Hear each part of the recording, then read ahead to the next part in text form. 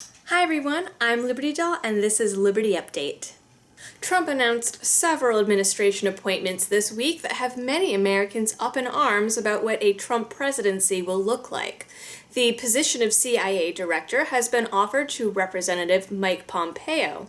Pompeo is a member of the House Intelligence Committee and served on the Select Committee on Benghazi. He was particularly critical of Hillary Clinton's email scandal and used it as a preface for remarks on Edward Snowden during an interview this past February. During the interview, he called Snowden a traitor and suggested that Snowden should be given a death sentence for stealing information that puts America's military at risk, even though that's not quite what happened. Senator Jeff Sessions has been chosen for the role of Attorney General. Sessions is considered by many to be one of the most conservative members of the Senate, previously served as Attorney General to Alabama, and was denied the position of federal judge in 1986 due to accusations of racism. That being said, some of his favorite topics to rail against include finding a way to reduce the U.S. trillion-dollar debt and the importance of criminal justice reform. On Wednesday, Trump announced a 5-year lobbying ban for anyone who wants to join his team. The rule would prohibit anyone in his administration from lobbying for any part of the government for 5 years after leaving the public sector.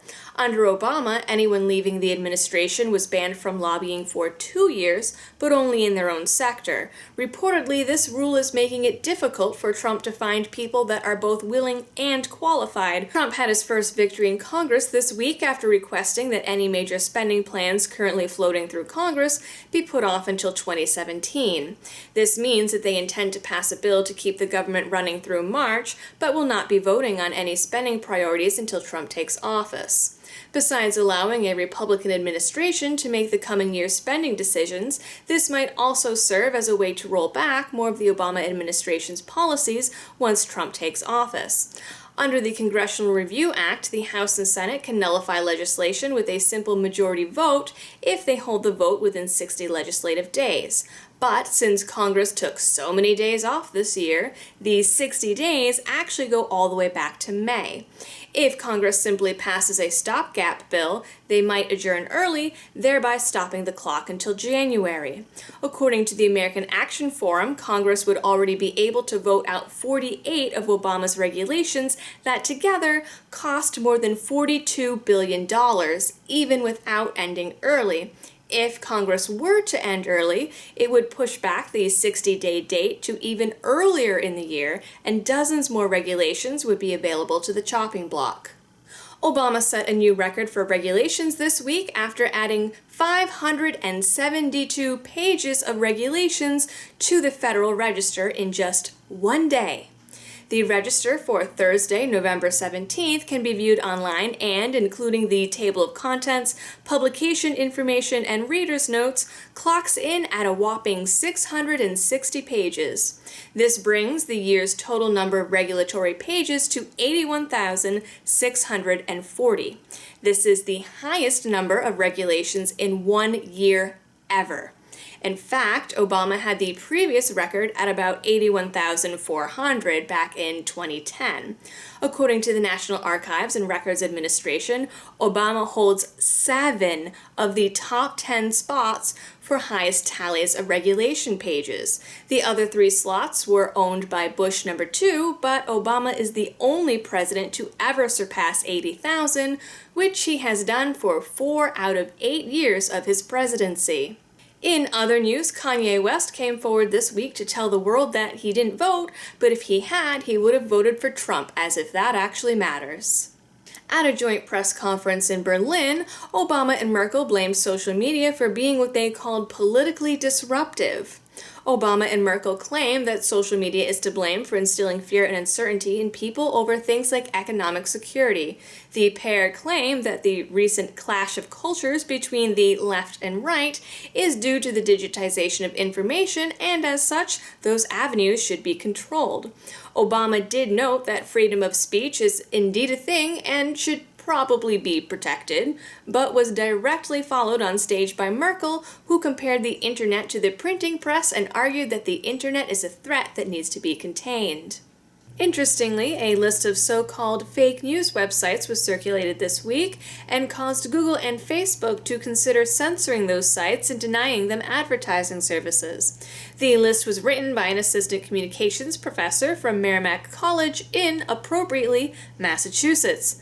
She called the list false, misleading, clickbaity, and satirical news sources. The list has since been taken down, supposedly due to threats and harassment of the author, but included sites like The Onion and InfoWars, as well as known partisan Facebook pages such as Occupy Democrats. Many of the sites, however, had a decidedly conservative or third-party slant, such as Breitbart, LewRockwell.com, and the Free Thought Project. An update to the original document now also warns readers to stay away from blogs, BuzzFeed, and Fox News. She warned that Fox News, along with the Huffington Post, are considered real media sources but are inflammatory for the sake of being inflammatory and therefore should not be trusted. The list also references another list that has been going around social media, this one from Pathos.com, which interestingly is under their blogs category, which I thought we were supposed to stay away from, but nevertheless, there it is. The update also adds a list of sources she does trust, and the list is pretty small. The list suggests readers focus on the Washington Post, the Boston Globe, and NPR. While the lists floating around do have some really terrible websites on them, it has launched Facebook and Google into discussions around defining good news versus fake or bad news. It's not hard to imagine that such accusations could easily be twisted to silence less mainstream media news sources, as well as unpopular opinions by the two decidedly liberal media giants, who on separate occasions have already been accused of promoting liberal ideologies and censoring both conservative and libertarian thought. Yet another story this week of a gun-toting grandma protecting herself against would-be burglars. A 78-year-old woman was getting ready for a nap when she heard a commotion in the front of her home in Georgia. Police say she calmly loaded her pistol and found two men who had broken in. When they saw the gun, the men fled from the house and jumped into an SUV driven by a female accomplice. Police later found the trio and recovered two stolen guns, power tools, and fur coats from the vehicle. All three were taken to the county jail and are being charged with burglary. One of them is also being charged with possession of a weapon by a convicted felon. At a press conference this week, Minnesota prosecutor John Choi announced that the shooting of Philando Castile was found unjustified. The Minneapolis police officer involved in the shooting is being charged with one count of second-degree manslaughter and two felony counts of dangerous discharge of a firearm. The shooting occurred this past July and made headlines after Castile's girlfriend, Diamond Reynolds, live-streamed the police encounter to Facebook. Castile, his girlfriend, and her 4-year-old daughter were pulled over for a traffic stop. According to Reynolds, as well as squad car audio and video, the officer approached the vehicle with his hand near his gun and requested Castile's license and insurance card. Castile first handed over his proof of insurance and then told the officer that he had a concealed carry permit. The officer told him not to reach for the gun, and Castile confirmed twice that he was not going to do that. He then reached for his wallet, and the officer immediately drew his weapon and fired 7 shots into the vehicle. Castile's dying words were, quote, "I wasn't reaching for it." The officer reports seeing Castile put his hand around a, quote, "dark object," and immediately thinking he was going to die. According to Choi, however, he later told officers that he didn't actually know where Castile's gun was. According to medical personnel, Castile did have a pistol in his right pocket, but the pistol was about a foot deep in the pocket. Choi believes Castile was, in fact, reaching for his wallet. The other officer at the scene never drew his gun. A Free State Project supporter was shot last week after an argument broke out over the movement's porcupine version of the Gadsden flag. According to police, the shooter and his 2 friends saw the flag at the victim Jared Ian Dixon's apartment and felt the porcupine was a desecration of the traditional Don't Tread on Me flag. The trio allegedly started a verbal argument, and then the 2 men ganged up on Ian Dixon, dropping him to the ground, kicking him and punching him, and finally shooting shooting him 3 times at point-blank range. The trio then fled to their car and were eventually found and arrested. Ian Dixon is expected to recover. More bad news for gun control supporters. Most of the illegal guns used in crimes in gun control poster child Massachusetts come from Massachusetts. Local news recently reported on the issue and stated that many of the guns used in crimes in 2015 actually came from out of state and showed this graphic that they supposedly made using ATF data. According to the graphic, 121 of the illegal guns came from New Hampshire, and that's certainly a lot. The reporter claimed that this is because so many of the states around Massachusetts have weak gun laws, which supposedly makes gun trafficking wicked easy. The report claimed these illegal guns come into the state through the illegal drug corridor in Springfield, my home city. But the number of guns used in Massachusetts crime was 5,258 that year. Of this 5,000, police traced just over 1,700 and were only able to identify the source in approximately 1,100 cases. Even so, the numbers in this graphic clearly don't add up, because WWLP conveniently left out the guns coming from home. But, lucky for us, they did link the ATF trace data in the accompanying article. This graphic is taken directly from the ATF literature. It shows the top 15 sources of those 1,100 traced and sourced illegal guns in Massachusetts. And look at that! 419 came from Massachusetts.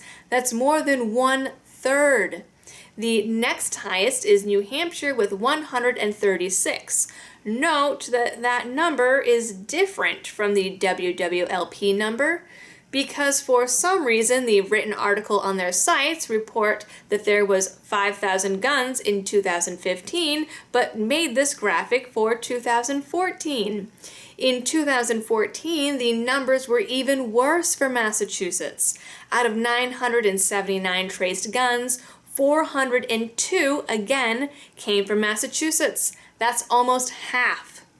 Either way, officials claim it is New Hampshire and Vermont's weaker gun laws to blame, and that their laws allow New Hampshire and Vermont criminals to come to Massachusetts and exchange guns for drugs. But if strict gun control worked in the first place, wouldn't our criminals then be unable to get those guns? I mean, that's what gun control is supposed to do, right? Get the illegal guns off the streets? Interestingly enough, the number 1 crime committed with these illegal guns was, wait for it, illegal possession. So it was Massachusetts' own gun laws that turned these guns into illegal guns rather than violent crime. Funny how that works. After just one comment pointing out the report's misleading information and another pointing out the Second Amendment, WWLP shut down the comment section on the story. A recent string of Hezbollah propaganda photos shows the terrorist group in possession of U.S. military equipment, and no one seems to know how they got it. The images show troops on parade with U.S. armored personnel carriers. Some people are theorizing that the carriers were stolen from Lebanese troops, which were awarded the carriers as part of a U.S. military aid shipment overseen by the Pentagon and State Department. However, some are suggesting that the equipment wasn't stolen at all and was given up voluntarily. The Lebanese military denies having any missing equipment, a claim also backed up by the State Department.